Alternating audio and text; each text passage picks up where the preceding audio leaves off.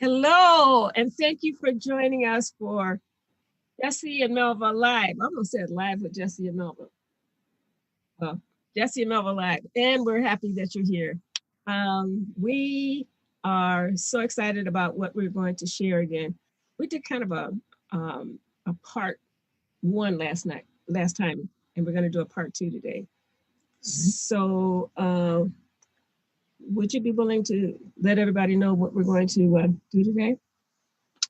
I sure will. Um, Here's what we're covering. We're going to deal with chronic illness, Ted and Teresa's story, Ted's experience especially, tools supporting his growth and transformation, a personal inventory, and complimentary consultation. That's what we're going to cover this time. Ready to get started? I'm ready. Yeah, me too. Okay, so last time we talked about this couple. We're calling them Ted and Teresa. So last time we told Teresa's story. The big story is they've been together for 20 some odd years, and they decided not to get married. They decided to be life companions, and they've really had a wonderful life together. They've enjoyed supporting each other, and um, they've had their issues like many couples have. And one of the big issues for Teresa that had not been resolved, dissolved, or managed over all those years was the fact that, and probably is still the fact, that Ted loves her a lot, but he has a tendency to say he's going to do something and then break his promises.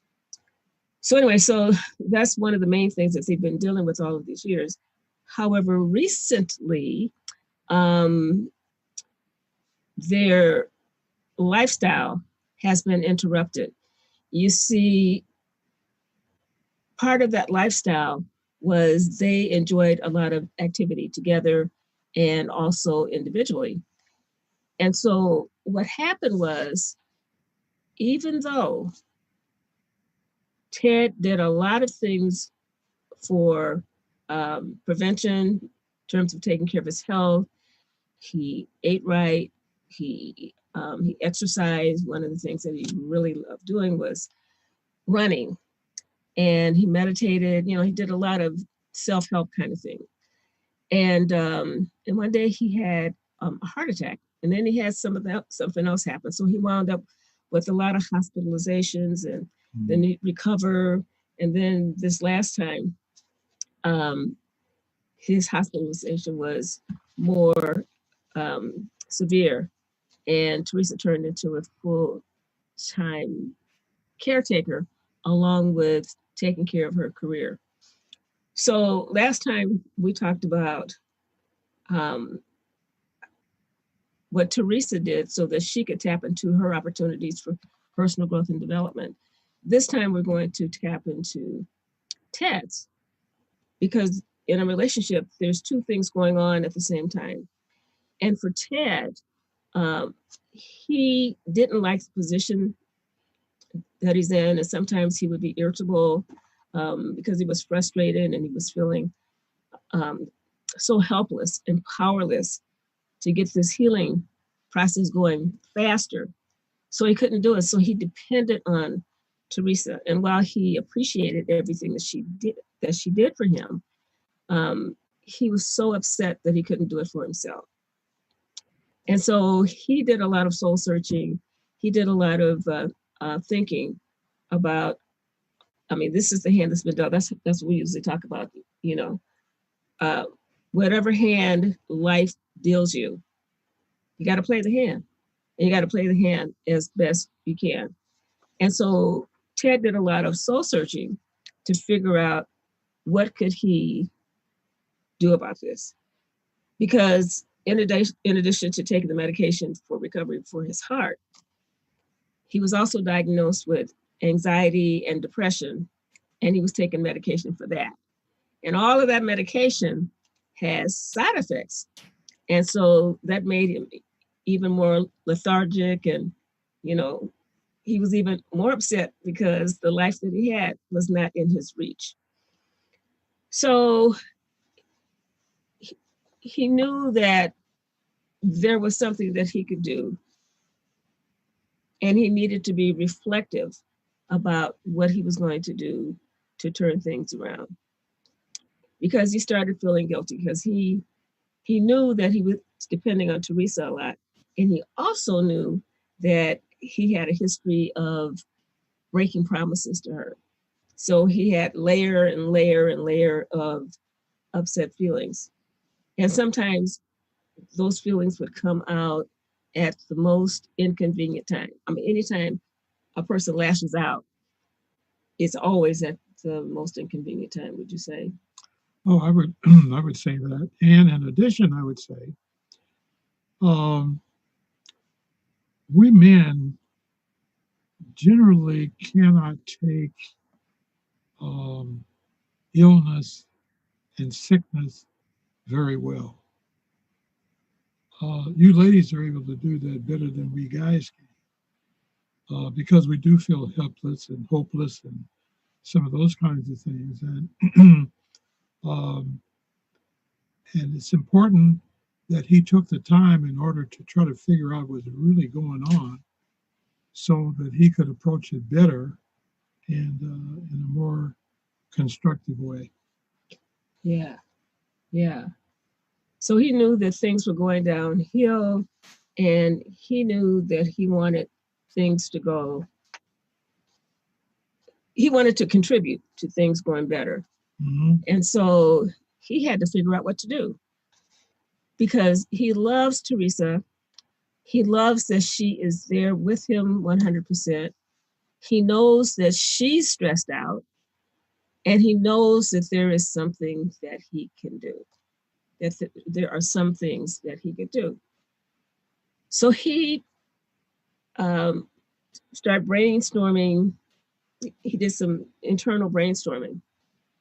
And in making a decision, he came up with a list of 5 things that he could do.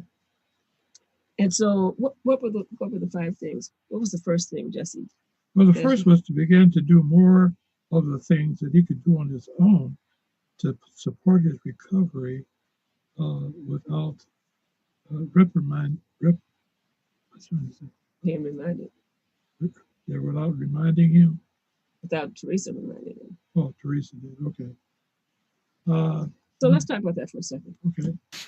Um, I think there's a term for, and it's not negative. It's just something. It could have a negative consequence when a person keeps doing something for someone else that they can do for themselves. Mm-hmm. In our profession, we call it enabling. Um, and and I think what happened for Ted was that he was so used to Teresa doing things for him. I think he was figuring out, well, I don't have to do it because she's got to do it. So he knew that there were things that he could do. He also knew and knows that in the position that he's in now, with all the things that he's dealing with, there's some things that he can do for himself, and that would contribute to him feeling better, and feeling better about himself, and that it would give Teresa some relief. Mm-hmm. So that was the first thing. What was the second thing? And the second was to figure out on his own grieving work about the loss of not being able to assume some of his healthy lifestyle practice. Yeah. And Teresa did that too. So they both had a grieving process to do. The process is the same in terms of the 7 stages. And people go through different stages. They're not necessarily in the order of all 7, but both of them, it was important for both of them to grieve the loss of the lifestyle that they had. It was important for Ted to grieve not being able to do the things that he used to do. I mean, man, he was active, Mm-hmm. and Not only did he eat well, that man could cook. Right now. And he took pride in the meals that he prepared for the two of them. And I think um, he was thinking, and part of his anger is was that sometimes when people have spiritual practices and things happen, then first they get confused and sometimes they get really angry because they'll say, I've been doing all this stuff and then this happened to me. And, they have a really hard time with it. And so when there's a change and there's a loss of something that someone has been attached to, or something that somebody enjoyed, or something that uh, fostered and boosted their self-esteem, Right. the quality of life, when any of that changes, it's a loss and it deserves to be grieved. Mm-hmm. So that was the second thing he did.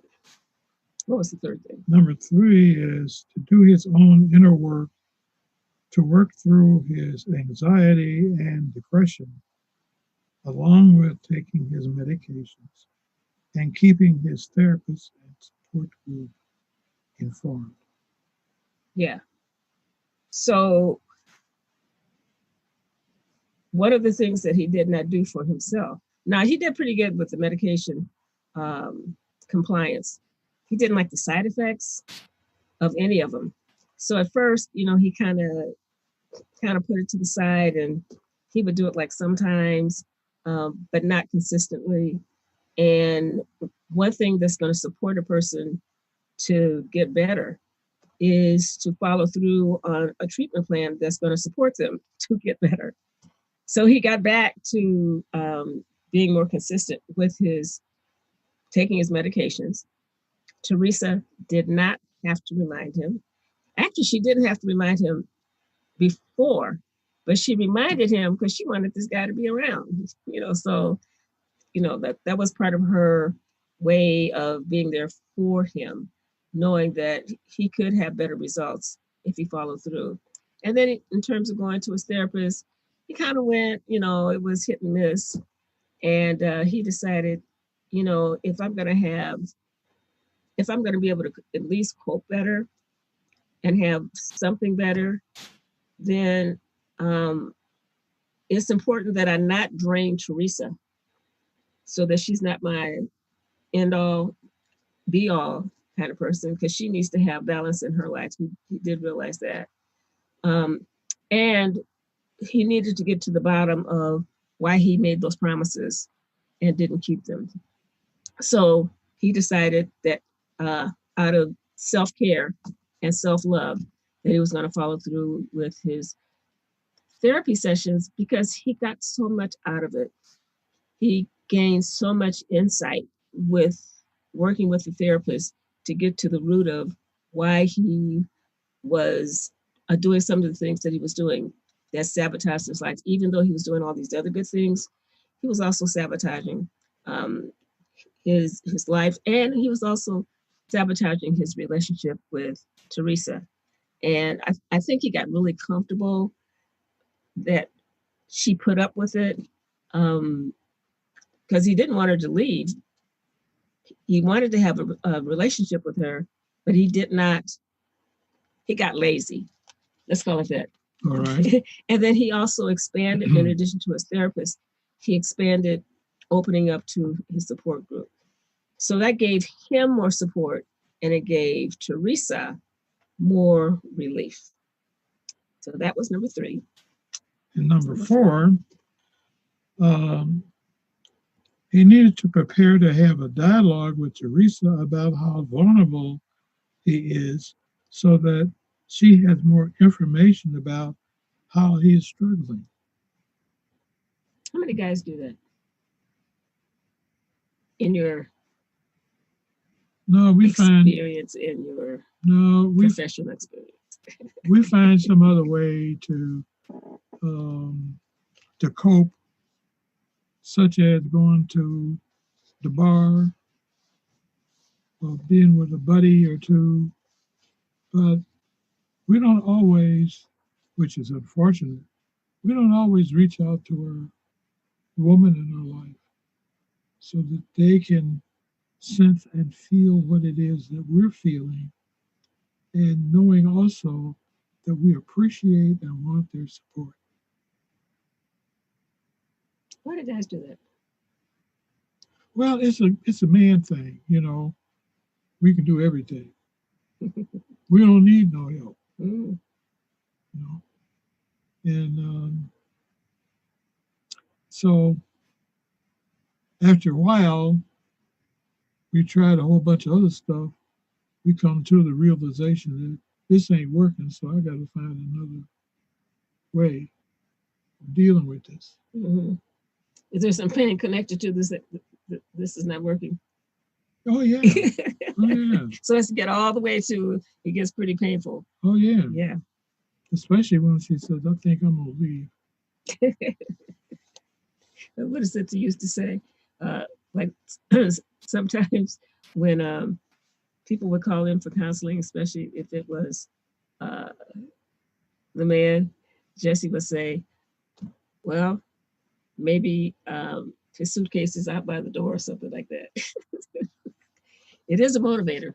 Mm-hmm. It is a motivator. Okay. All right. So that's what was that? Number 3? So that was number 4.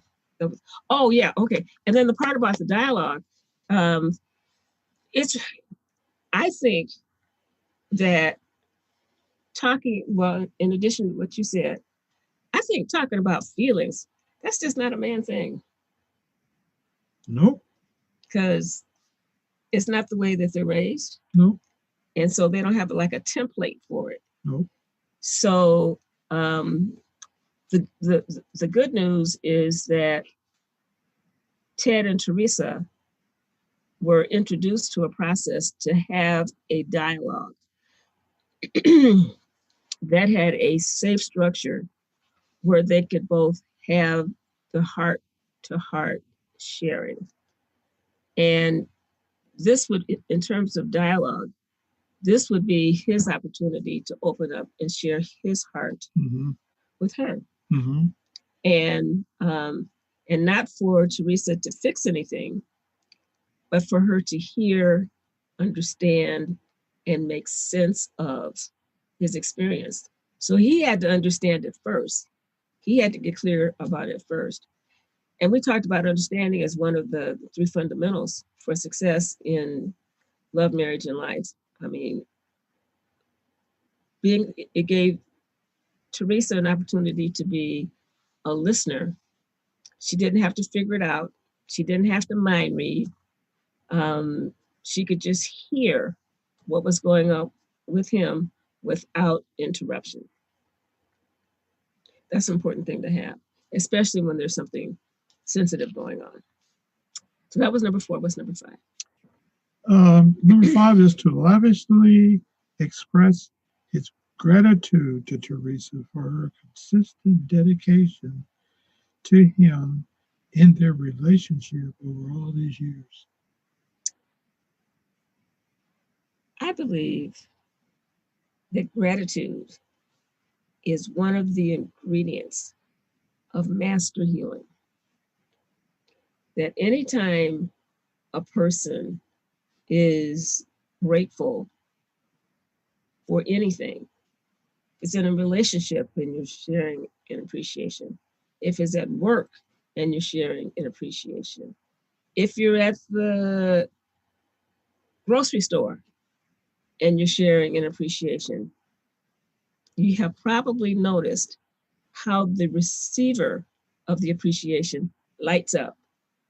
You know, I know, like, a lot of times just in our daily travels, and we're just talking to people that we're in contact with. It could be at a restaurant. It could be anywhere. It could be anywhere.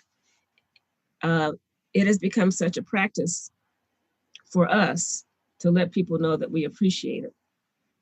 And one thing that I find fascinating, I mean, I like it, I find fascinating, is that whenever I cook and put the food on the table, over all these years, Jesse still says thank you. I mean, and thank you about, I started to say about the little things. Now that's pretty big because it takes me a long time to cook all that food, but um, it makes a difference. And for Ted to let Teresa know consistently what he appreciates, that is part of the healing. And I think the other part, well, since he was going to get to the bottom of why he was breaking his promises, then I'm sure working with his therapist and in a support group that he was going to come up with a way to first work that through and then come up with a way and become motivated to, number one, not overpromise. And when he did promise, to follow through on that. Because sometimes, especially for us guys, it's important that we um, learn from others how to phrase the appreciation in a way so that it's heard and understood. Because it's not something that we guys usually just do. We need help a lot of times, um, just knowing how and what words to use, how to phrase it, so that in this case, so that Teresa can really understand the depth of his sincerity and uh, appreciation for what she does for him. I know I used the word appreciation twice. That's okay because we're talking about in abundance. But that's true. But that's just an example of guys not being able to figure out a way to language what they're trying to say. Yeah. Well, see, that's one part of it. And once they figure it out, well, there's two parts to figure out. The part that you just said, and the other part is to understand the other person's love language. Mm-hmm. Because we all have a different love language. And so Ted could be expressing an appreciation from his heart about something that she did, but her love language could be something about yearning to hear an appreciation about the kind of person that she is. Mm-hmm. Mm-hmm. You know, so that's really important. Somebody wrote a whole book on it of the five love languages. And what we found through a process that we did in our workshops, our live workshops, we had a process called caring behaviors, where people would uh, actually get clear about ways that they felt loved and cared about, and they were able to share it with each other. You know, so to do the appreciations and to make sure that the appreciations are in the person's love language. Mm-hmm. Yeah. Okay, so those are the five things that Ted did, and it really did make a difference because Teresa had already figured out her self-care protocol, and she was following through on that. So this was icing on the cake for her to have his support. So she was still supporting him, and she was having a balanced life while she was supporting him. She got help um, to help her help him, and then he started doing things for himself that he could do. And he made peace with the things that he couldn't do yet, or maybe some of the things he won't be able to do ever again. But he's in the present with what he can do. And so Teresa's not enabling him in those areas. And that's a good thing. So what do you imagine happened to their relationship? Do you think that in this process they became closer? I would think so. I think it's a respectful way um, to work things through, to think things through, and to work things through. Because what we know for sure is that some things can, in relationship situations, they can either be dissolved through dialogue using the three fundamentals, or um, solved when someone changes their behavior, or managed if it's something that you can't change, but you can work with it in a way that there's a win-win outcome. So we have a question. It's your turn. It's your turn. So are you struggling with a challenging situation in your relationship? It doesn't have to be health. It could be anything. And the question is, what would you say, what are the questions that would be helpful for you to ask yourself so that you could come up with a self-care plan for yourself to invite the conversation that would be important for the two of you have to either dissolve the situation, if it can be dissolved just by talking about it, resolve it, or manage it more effectively. And so we would like to support you in that process. We're still offering telephone, private, complimentary telephone consultations to support couples to look at this process we call measuring the success in your relationship and looking at, so you have an opportunity to look at where you are on the success scale and begin to chart the path for where it is that you want to be. So we're inviting you to join us at www.jesseandmelva.com. There's a contact page on there. Just put in your name, your email address, and we will contact you to set up a time that works for all four of us, two of you and the two of us. And so we want to thank you. We want to thank you for joining us. And so here's what we covered this time. Chronic illness or any kind of illness is something that many couples deal with. And there's a way to deal with it so that you have a win-win outcome.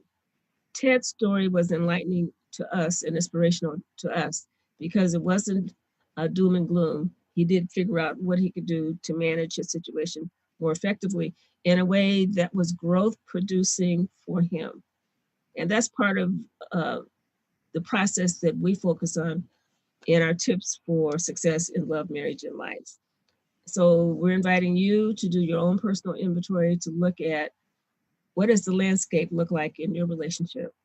What is it that is going really, really well? And what can be better? So we're here to support you to take the next step. jesseandmelva.com, just fill out the contact form and we'll have the conversation. Thank you again. Looking forward to it. Yeah. And as Angela has said, you repeated her in the past, when people know better, they do better. Yeah.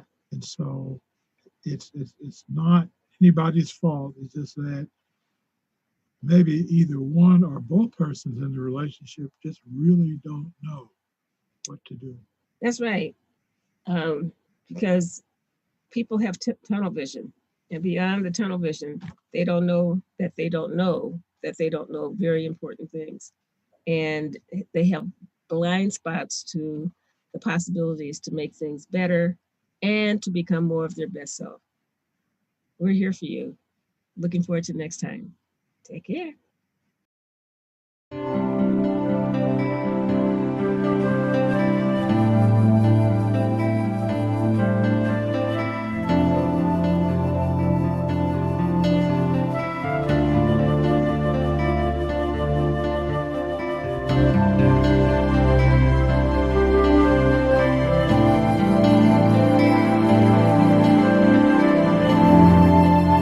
Watch Live with Jesse and Melva right here on Solivity TV every Sunday at 5:30 Eastern.